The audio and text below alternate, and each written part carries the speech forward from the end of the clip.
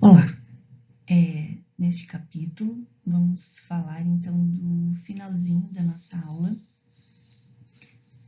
né, do assunto que a gente está vendo agora, que é a análise gravimétrica. A gente vai falar especificamente dos tipos de precipitados, que são dois, né? A gente vai ver também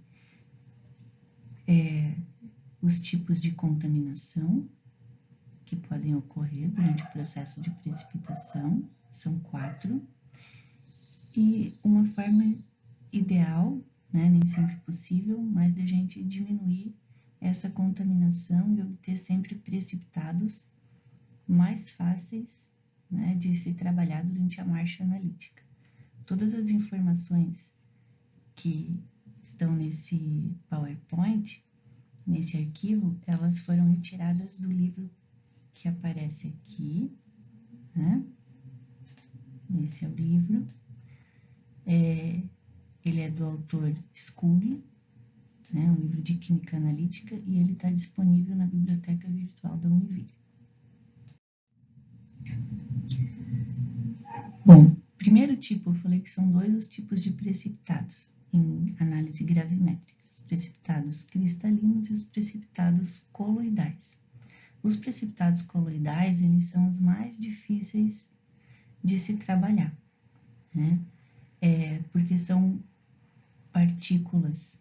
Então, quando a gente tem lá, eu não tenho uma solução verdadeira, a gente tem o que a gente chama de uma solução coloidal.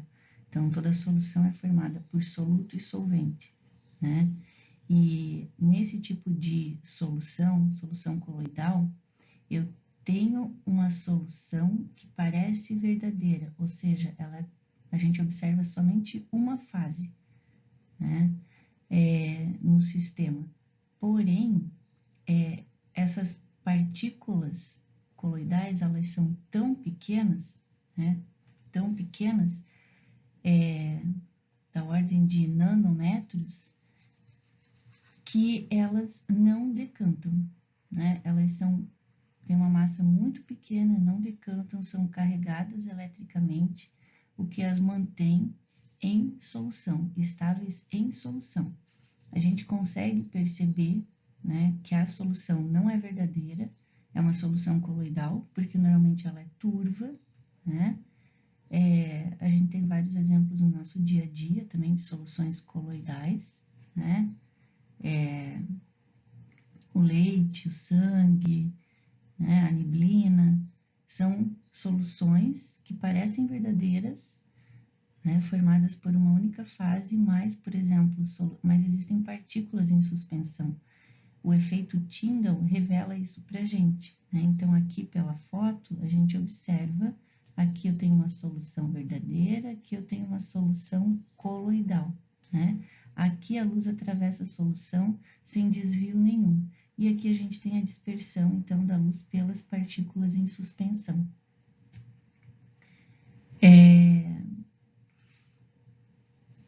Então, assim, esse tipo de precipitado coloidal que está presente na solução coloidal é impossível filtrar. E a gente viu na nossa marcha analítica, né, em que a gente tem lá, primeiro faz a dissolução da amostra, se ela for sólida, né, depois a gente precipita, logo depois da precipitação vem lavagem e filtração, a gente leu um texto, né, sobre isso no nosso último encontro, em que vocês sublinharam e entregaram.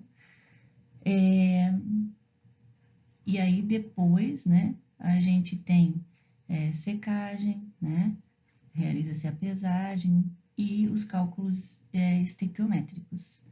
Mas é impossível filtrar uma solução coloidal.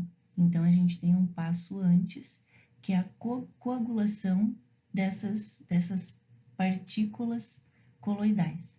É fazer com que essas partículas se aglomerem, se juntem e aí então, né, adquiram uma massa maior e decantem e formem um precipitado. E aí esse a gente consegue filtrar com uma série de cuidados que a gente vai ver nos próximos slides. A coagulação, então, junção das partículas coloidais, ela pode ser feita pelo aquecimento, agitação e adição de um eletrólito, né? Para entender a efetividade dessas medidas, precisamos saber que as suspensões coloidais são estáveis e não se coagulam espontaneamente, foi o que a gente acabou de falar, né? As partículas coloidais, as suspensões coloidais, elas são estáveis porque cada partícula, cada coloide é carregado, né, positivamente ou negativamente.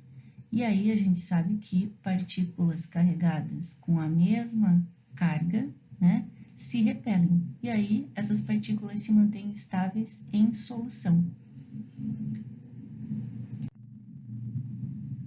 Então vamos entender um pouquinho mais, né, da partícula coloidal e dessa carga elétrica que mantém elas afastadas umas das outras. Então, vamos imaginar aqui na figura, né, a gente tem uma partícula coloidal de cloreto de prata, né, em uma solução que contém excesso de nitrato de prata. Então, a reação de precipitação está aqui. Eu tenho lá cloreto de sódio mais nitrato de prata, aquoso, formou nitrato de sódio aquoso, mais cloreto de prata, que é o precipitado sólido. Como eu tenho? Então, eu tenho aqui a formação inicial do cristal, né? Um ânion cloreto vai atrair o cátion prata, depois o prata atrai o cloreto atrai a prata, e assim o cristal vai crescendo. No final, vai acabar cloreto e eu vou ter prata em excesso, né? Então, a gente tem a formação aí da camada de adsorção primária. O cristal parou de crescer, tem prata, né? Então, a camada de adsorção primária consiste em íons prata. Ao redor da partícula carregada, encontra-se uma camada de solução chamada de contraíon, que contém excesso suficiente de íons negativos para balancear a carga da superfície da partícula. Nesse caso, na camada de contraíons, a gente vai encontrar o ânion que está em excesso. Cloreto acabou. Nitrato. E aí a gente tem a formação do que a gente chama dessa dupla camada elétrica. Dupla camada elétrica formada pela camada primária e a camada de contraíons, que são, né, o que é composta pelos íons, ânions nesse caso, em excesso na solução. À medida que as partículas coloidais se aproximam umas das outras, essa dupla camada exerce uma força eletrostática repulsiva, né? Prevenindo assim que as partículas, então, possam colidir, né? Se encontrar e se aderir. Então, elas ficam em suspensão por conta dessa carga elétrica, né? Essa carga positiva ou negativa que cada partícula contém.